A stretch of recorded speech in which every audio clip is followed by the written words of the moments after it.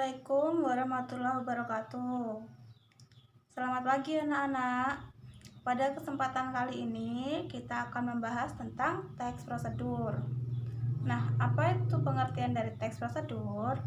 Teks prosedur merupakan sebuah teks yang di dalamnya diuraikan bagaimana sesuatu dikerjakan melalui serangkaian langkah-langkah atau tahapan-tahapan untuk mencapai suatu tujuan.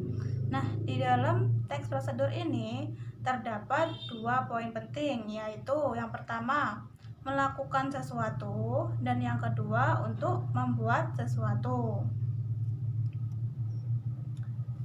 Di dalam teks prosedur terdapat 3 jenis, yaitu yang pertama, teks prosedur sederhana, yang kedua, teks prosedur kompleks, yang ketiga, teks prosedur protokol.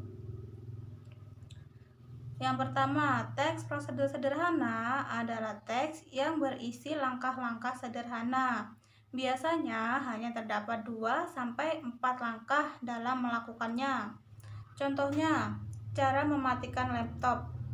Yang pertama, menutup seluruh aplikasi yang sudah digunakan. Yang kedua, klik menu Start yang terdapat pada pojok kiri dasar layar. Kemudian, yang ketiga, pilih klik shutdown.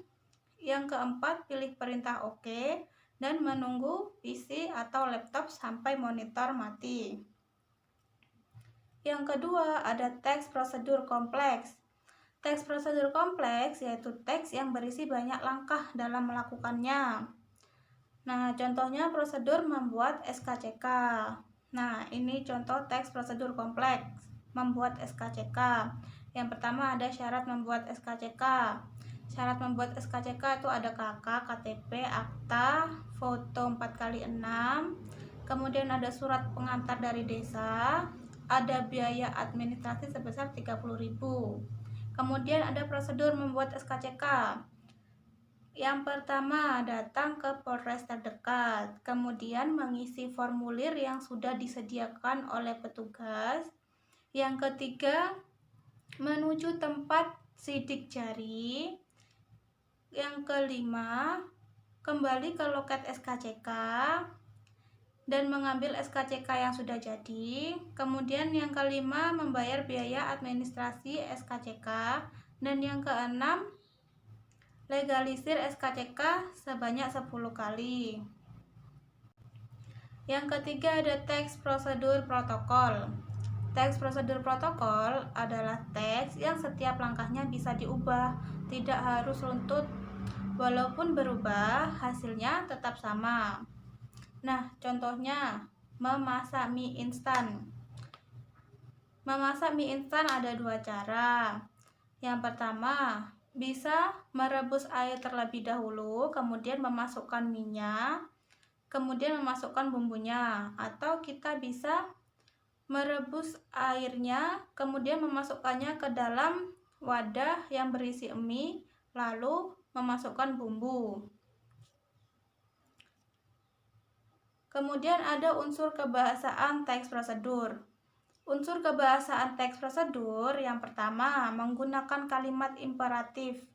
Nah, kata kerja imperatif dibentuk oleh akhiran kan, i, dan partikel lah. Misalnya, kata perhatikan. Bentuk dasar kata perhatikan yaitu adalah perhati. Kemudian mendapat imbuhan kan. Kemudian pada kata tunjukkan.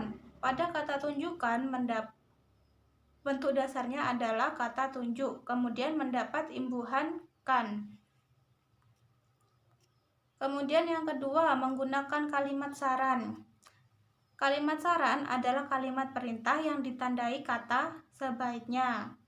Misalnya, sebaiknya Anda menggunakan teflon untuk menghindari adonan yang lengket. Yang ketiga, menggunakan kalimat larangan. Nah, kalimat larangan merupakan kalimat perintah yang ditandai dengan kata jangan dan dilarang. Contohnya, jangan buang ampas belimbing karena bisa dimanfaatkan untuk selai. Kemudian yang keempat, menggunakan kata benda.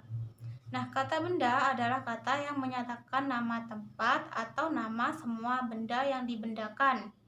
Contohnya penggorengan, mangkok, sendok, dan lain sebagainya. Kemudian menggunakan kata konjungsi. Nah, kata konjungsi ini adalah kata sambung atau kata penghubung. Contohnya kata supaya, dengan, dan karena. Nah, cukup sampai di sini materi hari ini.